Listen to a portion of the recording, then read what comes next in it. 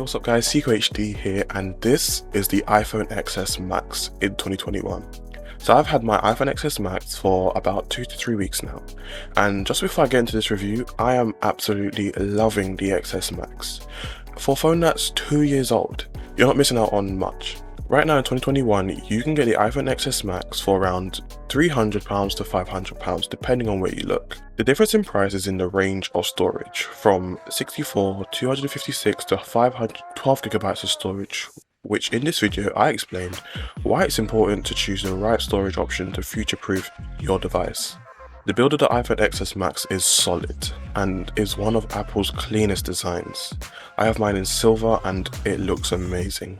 Now if you're one of those people who like to embrace the design and don't want to carry a case, then you should get one of the coloured iPhones, as silver is one of the rarest types of stainless steel, meaning that you're going to notice more scratches than on the gold or black version of the XS Max. But still a solid device in 2021, even though you're going to get a lot of smudges basically everywhere on this device. The iPhone XS Max is really comfortable to hold, thanks to its curved edges, which even though it's a small detail, actually helps to hold the device in a comfortable position a bit more. Holding the device isn't really an issue, but reaching into corners is a little bit hard, but with reachability it does help out a lot more than I thought. It just feels like an extremely premium device in 2021.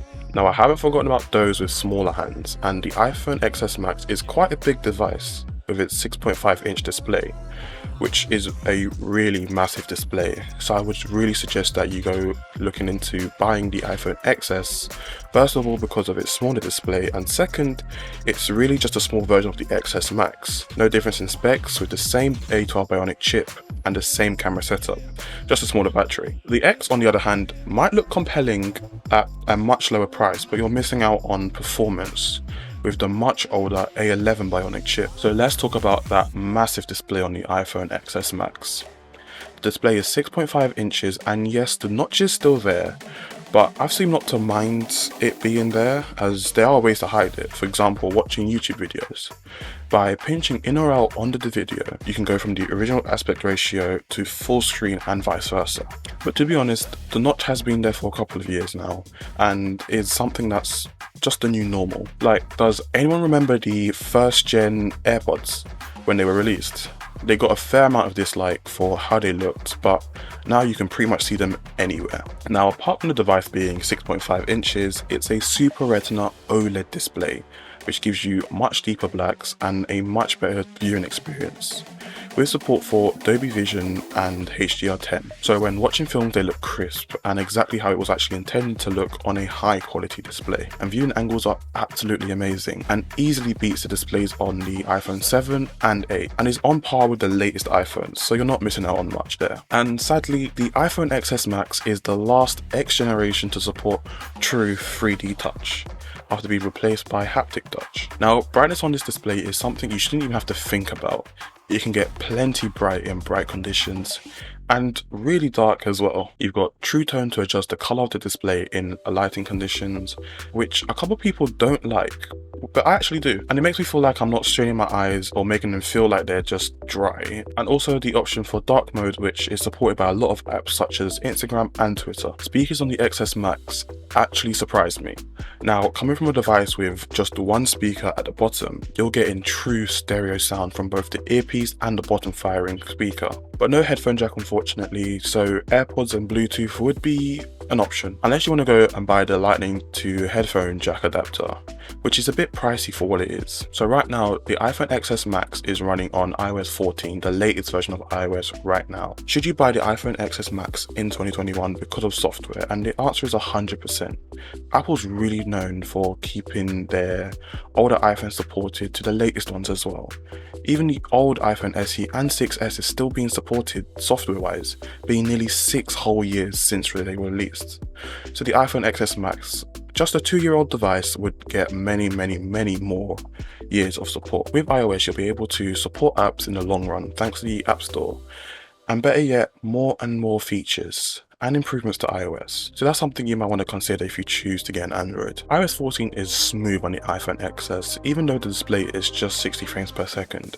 It's fast and responsive. Apps are even really fast, even with the A12 Bionic chip, which has 2 high-performance cores, which are 50% faster and 50% more energy efficient than the A11 Bionic in the iPhone 8, 8 Plus and X. And just to remind you, this is the same processor in the iPhone XS, the 2020 version of the iPad, and can even power the 2021 Apple TV 4K, which is really powerful and is up to date, so you're not missing out on performance there, even with the latest iPhones. And iOS 15 coming out soon and was announced at Apple's Worldwide Developer Conference event, which to check out all the latest new features to iOS 15, check out my recent video coverage. But recently, people found out that many of the newest features in iOS 15 won't come to older devices. They need to have the A12 Bionic chip and newer, which means the iPhone XS Max will be supporting these features, such as live text. And here's a quick demo of the feature.